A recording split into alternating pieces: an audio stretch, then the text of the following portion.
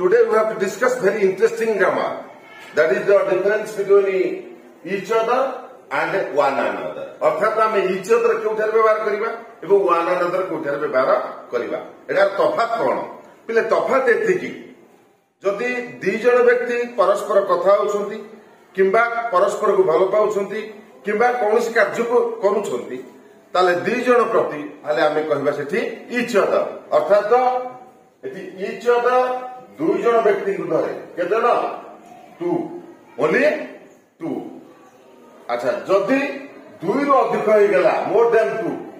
जदि more than to person परस्पर को भल पाउछंती ताले आमे कहि परिबा वन अनदर ठीक अछि ताले एथि मोडे क्वेश्चन देछि my mother and I love dash कोन हो ईच अदर राइट काहे कि ना एथि दुई जण मदर जणे एवं आई जणे एवं ठीक अछि एथि पिले लव काहे करा जानछ ना आमे आंड करे जदि सिंगुलर नाउन को जॉइन करिबा ताले वर्ब निश्चित भाबरे बहुवचन हबो